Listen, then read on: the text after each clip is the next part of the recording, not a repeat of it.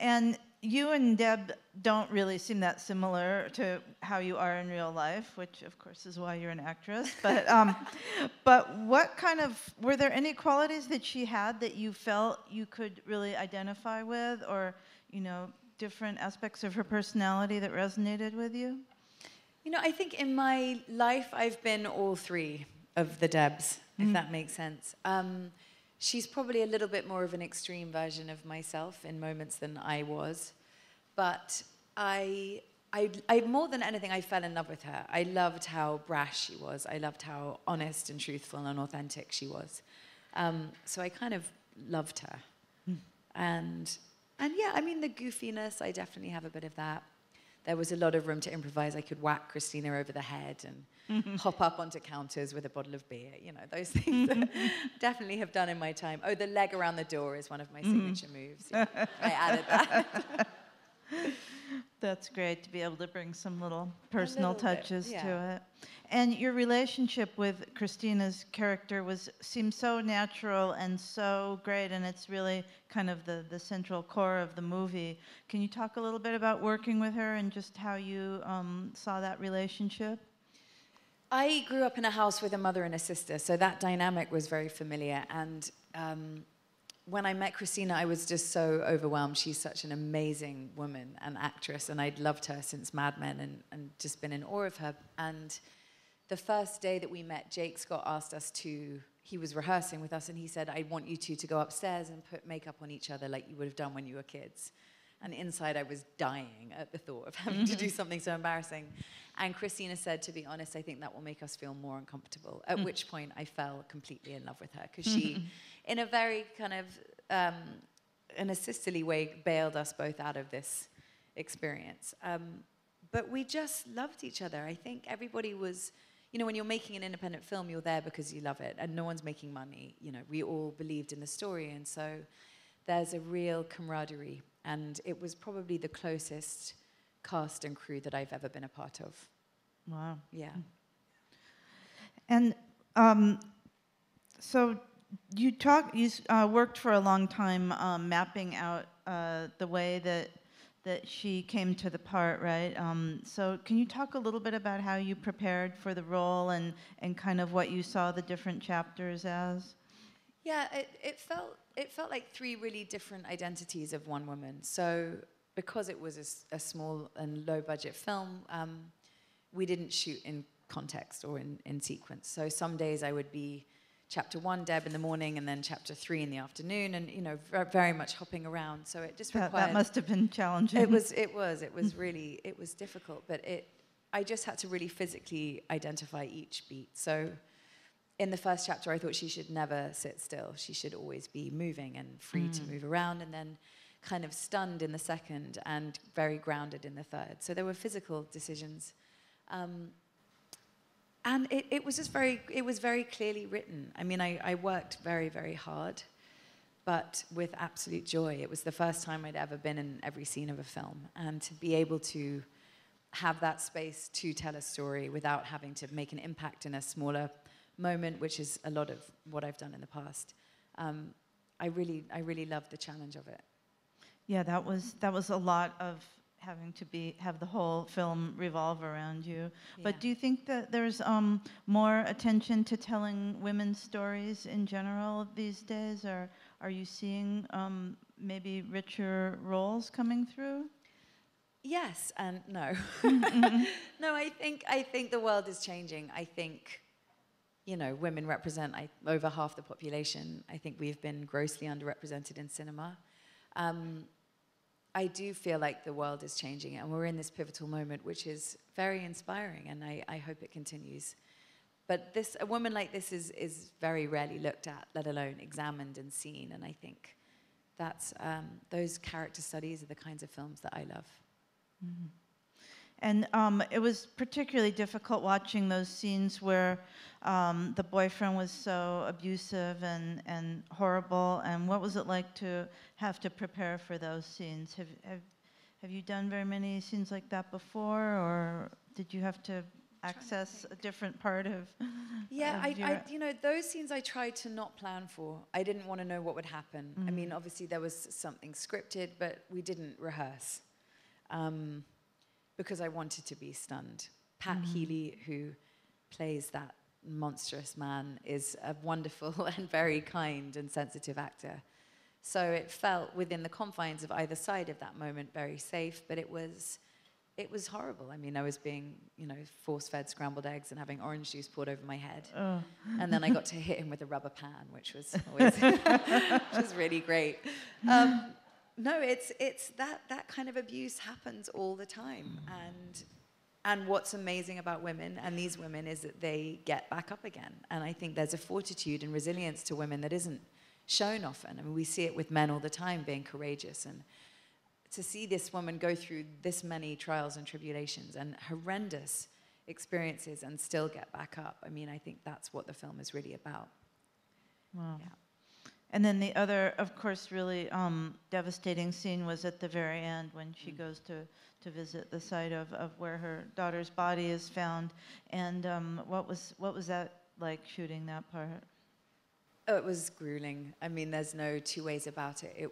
It's the unimaginable. It's the unthinkable for any parent, or I think anybody, not even being a parent. I think it's about the epitome of what grief would be. And just having spent a lot of time with people who had lost children in preparation for this, it just felt, it was agonizing, as you can imagine, just imagining what that would be. But yet, at the end, we sort of come away with it with a sense of hope anyway, in some way. So it's interesting how the two can work together. Coexist. Yeah, the woman, there was a woman who, her name is Vicky Kelly, and the film is dedicated to her son, Tommy, the memory of him, and he went missing. And she said, I remember calling her the night before I did that scene, and talking her through what we were shooting the next day, and how was that moment when you found where Tommy had been found, and when you visited. And she said it was the first moment of peace and relief that I had felt since he'd gone missing. And so entangled with all that grief and horror and sadness was a release. I think the not knowing, in my experience, having spoken to people, is the most torturous aspect. Wow, that's really amazing. Yeah. What about as far as the 3 stages of having to look a little bit different? And you said you had sort of different movements for each part of it. What about the hair and the makeup and the costume? Did you change that? Was that a conscious decision to change that to show her evolving over time? Yeah, I mean, you know, it takes place over 11 years, and people don't change that much. I was really advocating for much more of a physical change, but we were on a budget. So we had to make do, so they put stipple around your eyes, and you kind of squeeze them so you get a few more lines, and hair changes and wardrobe changes. I think, obviously, at the beginning, she's very crop top and push-up bra, and I insisted on a whale tail thong sticking out as a nod to the early noughties. And by the end, you know, she's measured and she's not thinking about her appearance. And I think that can say an awful lot. Also, the way you move, glasses, little decisions. She definitely looked like a much more confident person by the end. A little more weary, which was necessary. And what was it like working with Amy Madigan? Oh, she's a force. I love her madly. She's someone that I have admired forever. And she's very, very, very funny. So having that, I mean, I remember one day she'd rapped. I think I had one more scene, and she walked past the crew and she just mooned them. I mean, she's slapstick comedy. So actually having that energy around was fantastic. She's a real, like, down to earth and maternal and funny, talented, insanely talented woman. And then you didn't shoot in Pennsylvania where the film is set, right? You shot near Boston? Yeah. Okay. On the outskirts of Boston, yes. And what was that like? Have you shot in that area before? I'd shot in Boston. What had I done? I think I've shot twice there, and I can't remember what. They all kind of blend. But I loved it. It was really beautiful, actually, on the outskirts of that city, and I think very similar to where the film was set. And it was, it was great. it had such a feeling of sort of peaceful devastation. Yeah. That, you know, it looked sort of pretty, but also, you know, not very upscale or anything. You could really Exactly. imagine the characters there. It was good. And we shot, those 2 houses were real houses in a real location. So we spent a lot of time in mine before we started shooting, and in Christina's. We'd have pizza night at hers and beer over at mine. So everybody was very familiar with the environment. And not being in a set, really, I think the landscape really was a character of the film. Right, yeah, it really seemed like you could actually be living there. Yeah.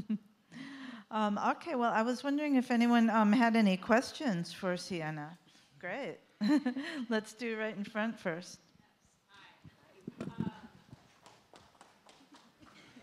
Thank you. My name is Renee. I read in an interview with a Hollywood Reporter that you read Emily Wilson's translated version of the Odyssey. Is that correct? And it was from the perspective of Calypso and Penelope. No. No? Okay. It's not. It's a new translation of the Odyssey by a woman. And it's an astounding translation of that quite dense poem. But I think they misunderstood. I was saying how amazing would it be, what this film is really looking at is somebody who's not often looked at, you know, and Odysseus being one of the most famous protagonists in one of the most famous stories. What about that tale from Penelope's perspective or Calypso's perspective, or, you know, looking at the women in these stories that are very focused on men? I'm so curious. I want to go back and retell films that I've done and from my character's perspective a lot of the time. I think what I was saying was imagine that story through her eyes. I think that's a beautiful idea. But read that translation if you're interested. It's pretty astounding. Thank you. Wow, cool. Okay, somebody else? Yes, over here. The white shirt. Oh. Thank you. Love the show. Thank you so much. It's a treat to hear your wonderful English accent tonight. And I can't help but wonder, how did you disguise that in your performance so convincingly? It's a lot of work, a lot of work. I have an amazing dialect coach that I work with who has a library of thousands of voices of women from different parts of the world. And so I could say I need to be from Aston, Pennsylvania, and he'll have 4 or 5 recordings, and I'll listen to them and find a similar sound to what I'm looking for, and then walk around the city with it in my ears constantly, and then a phonetic script. And the idea is by the time that I'm shooting to not think about it, but I love accents. It's one of my favorite things. It's just hard work, really. Did Jake ever say, can you do that line a little less British or something like that? He's English, so he didn't know. But there was a dialect coach on set as well who would tweak me if need be. Yeah. Okay, cool. Yeah. Yes. Hi, I'm Kat, a senior performing arts major, and I was wondering what you did to prepare yourself every day before and after when dealing with such sensitive material to make sure that you didn't get caught up in the reality of the situations that you had to go to work and portray every day. You know, a part of me wanted to stay in it because no matter how much you move on, I think if that kind of thing happens, it's always just below the surface. So I kind of resigned myself to 5 weeks of lingering grief, but not to the point where it consumed me. So I have little rituals.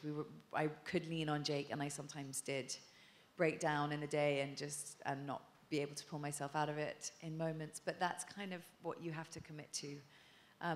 I also got to go home to my daughter every night, which made me feel like a very fortunate woman. Have a bath and a glass of red wine as well. Do we have time for 1 or 2 more? Yes. Yes.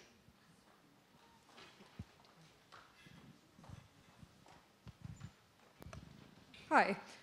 I was just wondering what you think the conversation would have been between you and the man in jail, and what you think. It was a beautiful decision not to include it and not to include his face, but what do you think you would have, or your character would have said? We did. We shot a 10-minute scene, which I promise you is the best acting I've ever done in my entire life. And I, too, respect the decision. I think it was a really bold choice to make in the edit to not dignify that.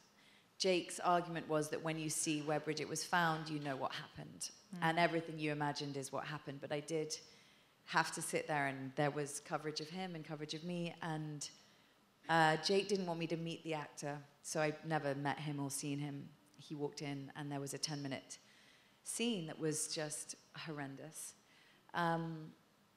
And it was beautifully written. All Deb says is, then what happened? Then what happened? And she's very pragmatic, and I think at one point, a tear kind of falls, and she just wipes it away, and then at one point he said, and she kicked back, and she really hurt me, and she sort of smiles. But it was half crushing that it wasn't in there. Maybe it'd be on a DVD extra, but I also think it was probably the right decision to, yeah. Wow, great question. Yeah. There was one more down there. Okay, yes. Thank you. So my question for you is, with the character Jay, your son, you had to work with 3 different actors. So how did you prepare to make those different relationships? You know, the first Jaden, the little one, was my son in American Sniper as well. He's like the great kid actor, so he gets all the parts. He's so good. So I was very happy to see him, and we already had quite a strong bond. And then the second, they're just great. Were there 3? I'm trying to think. There were. Wait, oh, the babies were twins. Yeah. They were adorable. I mean, they were just easy to love. One loved me more than the other. So we had to rotate them in and out. And then the second one, the 7-year-old, was my son before. And then the older one, he was 15, and he was just fantastic. Aiden, not Jaden. Sorry, I'm getting confused. You just have to spend time together. And I did. I spent time. We had lunch. I'd sit with them. They'd come and hang out with me in my room while we were shooting. And you just hope for the best. But they're pros. They really are. Wow, that's great. Well, I think we have to wrap up, but thank you all so much for coming. And thank you, Sienna. Thank you.